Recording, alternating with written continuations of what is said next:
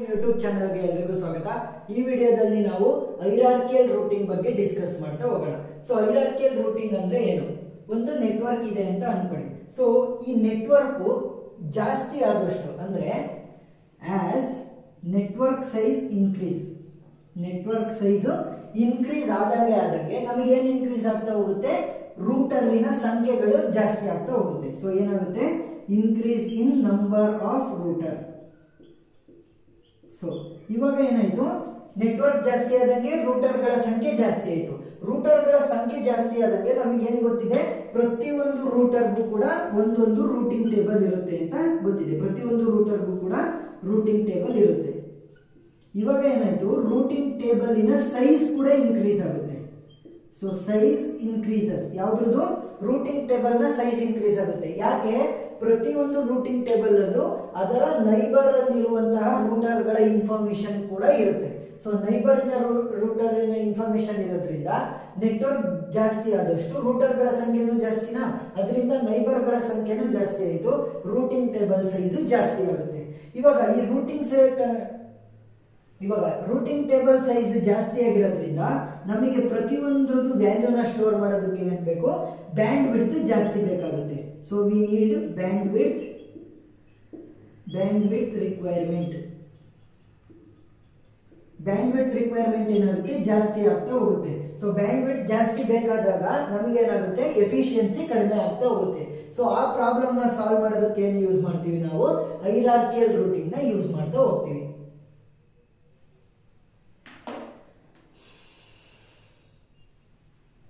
ಹೈರಾರ್ಕಿಯಲ್ routing ಅಲ್ಲಿ ಏನ್ ಮಾಡ್ತಾರೆ ಅಂದ್ರೆ, ನಮಗೆ ಕೊಟ್ಟಿರುವಂತಹ ಒಂದು ದೊಡ್ಡ ನೆಟ್ವರ್ಕ್ ಅನ್ನ ರೀಜನ್ ಗಳಾಗಿ ಡಿವೈಡ್ ಮಾಡ್ತಾ ಹೋಗ್ತಾರೆ. ಈ ರೀಜನ್ ಗಳಲ್ಲಿ ಏನಿರುತ್ತೆ? ಸಬ್ನೆಟ್ ಅಂದ್ರೆ ಕಲೆಕ್ಷನ್ ಆಫ್ ರೂಟರ್ ಗಳು ಇರುತ್ತೆ. ಸಬ್ನೆಟ್ ಅಂದ್ರೆ ಏನು? Collection of router. ಆ ಒಂದೊಂದು ಸಬ್ನೆಟ್ ಅನ್ನೇ ಒಂದೊಂದು ರೀಜನ್ ಗಳನ್ನಾಗಿ ಮಾಡ್ತಾ ಹೋಗ್ತಾರೆ.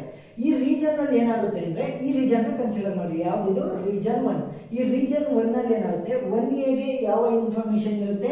1B ಗೆ ಪ್ಯಾಕೆಟ್ ರೂಟರ್ ನ ಇನ್ಫಾರ್ಮೇಶನ್ ಅನ್ನ ಕಳಿಸುವಂತ ಇನ್ಫಾರ್ಮೇಶನ್ ಇರುತ್ತೆ. ಅದೇ 1A ಇಂದ 1C ಗೆ ಕಳಿಸುವಂತ ಇನ್ಫಾರ್ಮೇಶನ್ ಇರುತ್ತೆ. ಅದೇ 1B ಗೆ 1A ಮತ್ತೆ 1C ಯ ಇನ್ಫಾರ್ಮೇಶನ್ ಇರುತ್ತೆ. 1C ಗೆ 1A ಮತ್ತೆ 1B ನ ಇನ್ಫಾರ್ಮೇಶನ್ ಇರುತ್ತೆ. ಇಲ್ಲಿ ಪ್ರಾಬ್ಲಮ್ ಏನ್ ಬರುತ್ತೆ ಅಂತಂದ್ರೆ, ಈ ಒಂದು ರೀಜನ್ ಇಂದ ಈ ರೀಜನ್ ಗೆ ಯಾವುದೇ ರೂಟರ್ ಗಳನ್ನ ಇನ್ಫಾರ್ಮೇಶನ್ ಗಳನ್ನ ಕಳಿಸೋದಕ್ಕೆ ನಮ್ಗೆ ಈ ಒಂದು ರೀಜನ್ ಇಂದ ಇನ್ನೊಂದು ರೀಜನ್ ಗೆ ಇನ್ಫಾರ್ಮೇಶನ್ ಅನ್ನ ಕಳಿಸೋದಕ್ಕೆ ನಮ್ಗೆ ಯಾವುದೇ ಕನೆಕ್ಟಿವಿಟಿ ಇರೋದಿಲ್ಲ. ಯಾಕಂದ್ರೆ ಈ ರೀಜನ್ ನಲ್ಲಿ ಇರುವಂತಹ ಎಲಿಮೆಂಟ್ ರೂಟರ್ ಗಳಿಗೆ ಈ ರೀಜನ್ ನಲ್ಲಿ ಇರುವಂತಹ ರೂಟರ್ ಗಳ ಇನ್ಫಾರ್ಮೇಶನ್ ಇರೋದಿಲ್ಲ. ಸೊ ಏನ್ ಮಾಡ್ತೀವಿ ಅಂತ ಅಂದ್ರೆ, ನಾವು ಪ್ರತಿಯೊಂದು ಸಬ್ನೆಟ್ ಗಳಲ್ಲಿ ಗೇಟ್ವೇ ರೂಟರ್ಸ್ ಅಂತ ಯೂಸ್ ಮಾಡ್ತೀವಿ. ಏನಂತ? ಗೇಟ್ವೇ ರೂಟರ್ಸ್. ಈ ಗೇಟ್ವೇ ರೂಟರ್ಸ್ ಏನ್ ಮಾಡ್ತವೆ ಅಂದ್ರೆ, ಒಂದು ಸಬ್ನೆಟ್ ಮತ್ತೆ ಇನ್ನೊಂದು ಸಬ್ನೆಟ್ ಅಥವಾ ಒಂದು ರೀಜನ್ ಇಂದ ಇನ್ನೊಂದು ರೀಜನ್ ನಲ್ಲಿ ಇರುವಂತಹ ರೂಟರ್ ಗಳ ಇನ್ಫಾರ್ಮೇಶನ್ ಅನ್ನ ಇವು ಹೊಂದಿರ್ತವೆ. ಈಗ 1B ಏನಾಗ್ತಾ ಇದೆ? ರೀಜನ್ 1 ಇಂದ ರೀಜನ್ 2 ಗೆ ಕನೆಕ್ಷನ್ ಕೊಡ್ತಾ ಇದೆ. ಅಂದ್ರೆ ಇದೇನಾಯ್ತು? ಇದು ಗೇಟ್ವೇ ರೂಟರ್. ಇದು ಮತ್ತೆ 2A ಇವೆರಡು ಕೂಡ ಗೇಟ್ವೇ ರೂಟರ್. ಅದು ನೆಕ್ಸ್ಟ್ 1C ಇಂದ 3B ಗೆ ಕನೆಕ್ಷನ್ ಇದೆ. ಸೊ ಏನಾಯ್ತು? ಇವೆರಡು ಕೂಡ ಗೇಟ್ವೇ ರೂಟರ್ಸ್. ನೆಕ್ಸ್ಟ್ 3B ಇಂದ 4A ಗೆ ಕನೆಕ್ಷನ್ ಇದೆ. ಸೊ 4A ಕೂಡ ಗೇಟ್ವೇ ರೂಟರ್. ನೆಕ್ಸ್ಟ್ 4A ಇಂದ 5A ಗೆ ಕನೆಕ್ಷನ್ ಇದೆ. ನೆಕ್ಸ್ಟ್ 2C ಇಂದ 5C ಗೆ ಕನೆಕ್ಷನ್ ಇದೆ. ಇವಾಗ ಏನಾಯ್ತು? ರೌಂಡ್ ಮಾಡಿರುವಂತದ್ದೆಲ್ಲದೂ ಕೂಡ ಗೇಟ್ವೇ ರೂಟರ್ಸ್. ಈ ಗೇಟ್ವೇ ರೂಟರ್ಸ್ ಏನ್ ಮಾಡ್ತವೆ? ಒಂದು ರೀಜನ್ ಅಲ್ಲಿ ಇರೋ ಇನ್ಫಾರ್ಮೇಶನ್ ಅನ್ನ ಇನ್ನೊಂದು ರೀಜನ್ ಗೆ ಟ್ರಾನ್ಸ್ಮಿಟ್ ಮಾಡೋದಕ್ಕೆ ಹೆಲ್ಪ್ ಮಾಡ್ತಾ ಹೋಗ್ತವೆ. ಸೊ ಇವಾಗ ಏನ್ ಮಾಡ್ಬೇಕು ಅಂತ ಅಂದ್ರೆ, ಒಂದು ಟೇಬಲ್ ನ ಬರ್ತೀವಿ. ಯಾವುದಕ್ಕೆ? 1A. ಸೊ 1A ನ ನಾನು ಸೋರ್ಸ್ ರೂಟರ್ ಅಂತ ಕನ್ಸಿಡರ್ ಮಾಡಿದ್ರೆ 1A ಇಂದ ಇನ್ಫಾರ್ಮೇಶನ್ ಹೇಗೆ ಟ್ರಾವಲ್ಸ್ ಆಗುತ್ತೆ ಅಂತ ನೋಡ್ತಾ ಹೋಗ್ಬೇಕು. ಎರಡನೇದು ಲೈನ್ ಅಂದ್ರೆ ಏನು? ಯಾವ ರೂಟರ್ ನ ನಾವು ಯೂಸ್ ಮಾಡ್ಕೊಂತ ಇದೀವಿ ನೆಕ್ಸ್ಟ್ ರೀಜನ್ ಗೆ ಟ್ರಾನ್ಸ್ಫರ್ ಆಗೋದಕ್ಕೆ. ಅಂದ್ರೆ ಗೇಟ್ವೇ ರೂಟರ್ ಗಳು ಯಾವ್ದನ್ನ ಯೂಸ್ ಮಾಡ್ತಾ ಇದೀವಿ ಅಂತ ಬರಿಬೇಕು. ನೆನಪಿರ್ಲಿ, ಈ ಲೈನ್ಸ್ ಗಳಲ್ಲಿ ಗೇಟ್ವೇ ರೂಟರ್ ನೇ ಬರಿಬೇಕು, ಬೇರೆ ಏನು ಬರೆಯಂಗಿಲ್ಲ. ರೌಂಡ್ ಮಾಡ್ಕೊಂಡಿದ್ದೀರಲ್ಲ, ಅದೇ ಗೇಟ್ವೇ ರೂಟರ್ಸ್ ಅಲ್ಲಿ ಯಾವ್ದಾದ್ರು ಒಂದು ಬರಬೇಕು. ನೆಕ್ಸ್ಟ್ ಹಾಪ್ಸ್ ಅಂದ್ರೆ ಎಷ್ಟು ಕನೆಕ್ಷನ್ಸ್ ನೀವು ಹೋಗ್ತಾ ಇದ್ದೀರಾ ಅಂತ ಅರ್ಥ. So for example, first 1A ಇಂದ 1A ಅದೇ ಜಾಗದಲ್ಲಿ ಇರೋದ್ರಿಂದ ನೀವು ಯಾವ್ದನ್ನು ಸರ್ಪಾಸ್ ಮಾಡಂಗಿಲ್ಲ, ಎಷ್ಟೇ ಹಾಪ್ಸ್ ಇಲ್ಲ. ಸೊ ಅದೇ ಜಾಗದಲ್ಲಿ ಇರುತ್ತೆ. ನೆಕ್ಸ್ಟ್ 1A ಇಂದ ನೀವು 1B ಬರಬೇಕು. ಸೊ ಯಾವ್ದನ್ನ ಯೂಸ್ ಮಾಡ್ತಿರೋದು? 1B. ಸೊ 1B ನ ಯೂಸ್ ಮಾಡ್ತಿದ್ದೀರಾ.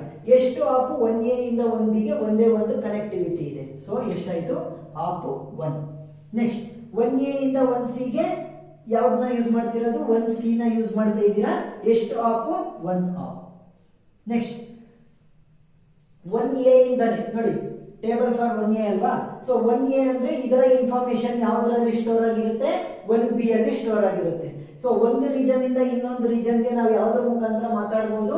ಈ ಒಂದು ಗೇಟ್ವೇ ರೂಟರ್ ಇಂದ ಮಾತಾಡ್ತಾ ಹೋಗ್ಬೋದು. ಅಂದ್ರೆ ಗೇಟ್ವೇ ರೂಟರ್ ಇಂದ ಇನ್ಫಾರ್ಮೇಶನ್ ನ ಟ್ರಾನ್ಸ್ಫರ್ ಮಾಡಬಹುದು. 1A ನ ಇನ್ಫಾರ್ಮೇಶನ್ ನಾನು 2A ಗೆ ಕಳಿಸಬೇಕು ಅಂದ್ರೆ ಯಾವ್ದನ್ನ ಯೂಸ್ ಮಾಡ್ತಾ ಇದ್ದೀನಿ? ಗೇಟ್ವೇ ರೂಟರ್ 1B ಅನ್ನ ಯೂಸ್ ಮಾಡ್ತಾ ಇದ್ದೀನಿ. ನೋಡಿ 1B ರೂಟರ್ ನ ನಾನು ಯೂಸ್ ಮಾಡ್ತಾ ಇದ್ದೀನಿ. ಎಷ್ಟು ಆಪ್ಸ್? 1 ಮತ್ತೆ 2.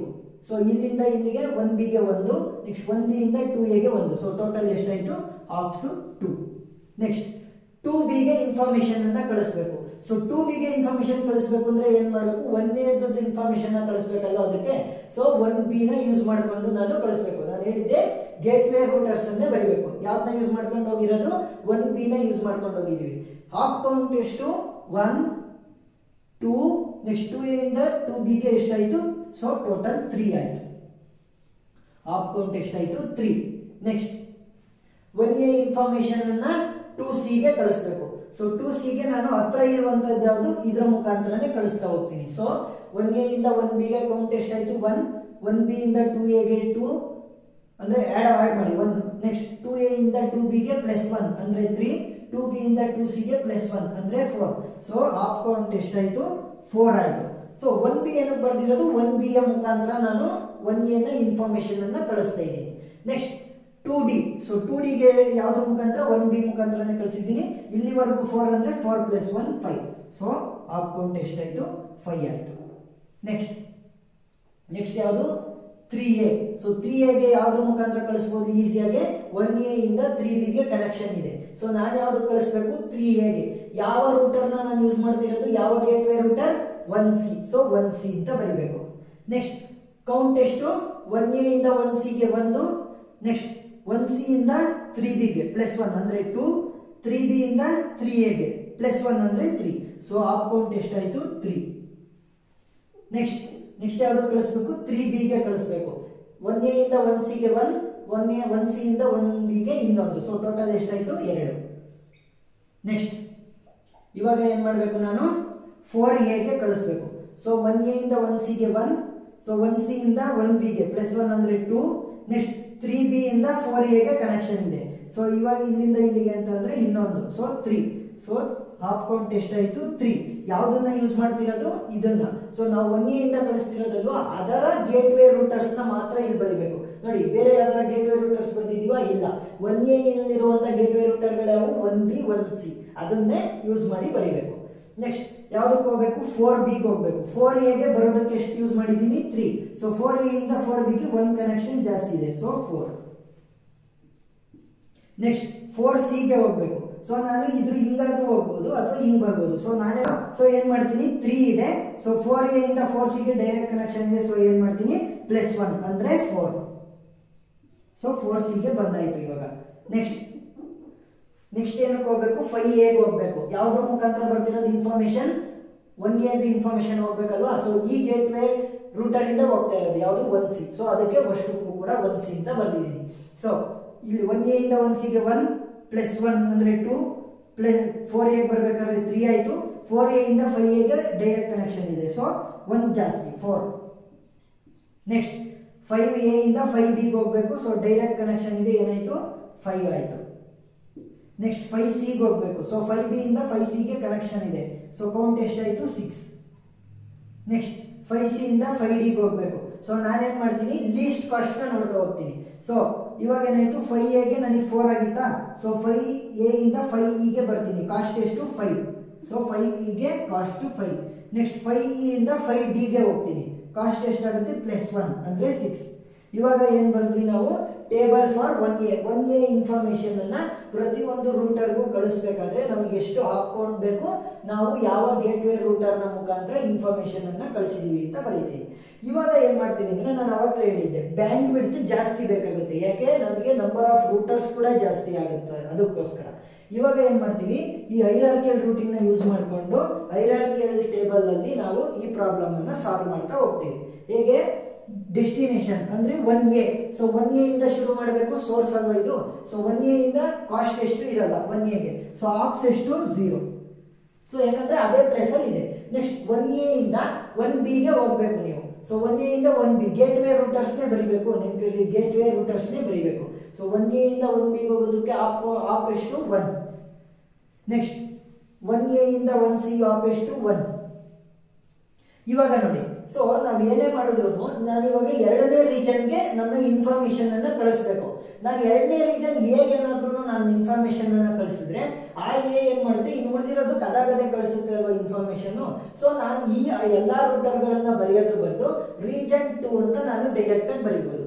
ಆ ರೀಜನ್ 2ಗೆ ನಾನು ಯಾವ್ದ್ರ ಮುಖಾಂತರ ಇನ್ಫಾರ್ಮೇಶನ್ ಅನ್ನ ಕಳಿಸ್ತಾ ಇದ್ದೀನಿ, ಗೇಟ್ ವೇ ರೂಟರ್ 1B ಯ ಮುಖಾಂತರ ನಾನು ಇನ್ಫಾರ್ಮೇಶನ್ ಅನ್ನ ಕಳಿಸ್ತಾ ಇದ್ದೀನಿ, gate way router 1B.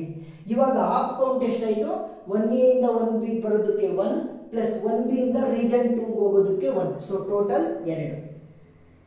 App count ಕೂಡ ಕಡಿಮೆ ಆಯ್ತು, ರೂಟಿಂಗ್ ಟೇಬಲ್ ಅಲ್ಲಿ ಇರುವಂತಹ ಸೈಜ್ ಕೂಡ ಕಡಿಮೆ ಆಗ್ತಾ ಹೋಗುತ್ತೆ. ನೆಕ್ಸ್ಟ್ ಮೂರನೇ ರೀಜನ್ಗೆ ಕಳಿಸ್ಬೇಕು. ಯಾವ್ದನ್ನ ಯೂಸ್ ಮಾಡ್ತೀನಿ, 1C gate way router 1C ನ ಯೂಸ್ ಮಾಡ್ತೀನಿ.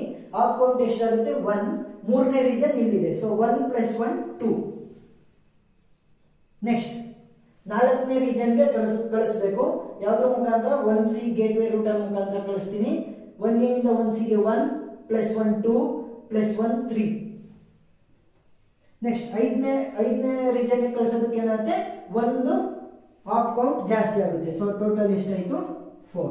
ಇವಾಗ ಏನ್ ಮಾಡಿದ್ವಿ, ಇಷ್ಟು ದೊಡ್ಡ ಟೇಬಲ್ ನ ಇಷ್ಟು ಸಣ್ಣ ಟೇಬಲ್ ಆಗಿ ಮಾಡಿದ್ವಿ. ಇವಾಗ ಏನಾಯ್ತು, ಬ್ಯಾಂಡ್ ವಿಡ್ತ್ ರಿಕ್ವೈರ್ಮೆಂಟ್ ಕಡಿಮೆ ಆಯ್ತು. ಸೊ ಎಫಿಷಿಯಂಟ್ ಆಗಿ ಎಲ್ಲಾ ಡಾಕ್ಯುಮೆಂಟ್ ಗಳನ್ನು ಮಾಡ್ತಾ ಹೋಗ್ಬೋದು. ಸೊ ಹೈರಾರ್ಕಿಯಲ್ ರೂಟಿಂಗ್ ಪ್ರಾಬ್ಲಮ್ ಅರ್ಥ ಆಗಿದೆ ಅಂತ ಅನ್ಕೊಂತೀನಿ. ಏನಾದ್ರೂ ಡೌಟ್ ಇದ್ರೆ ಕಮೆಂಟ್ ಸೆಕ್ಷನ್ ಅಲ್ಲಿ ತಿಳಿಸಿ. Thank you.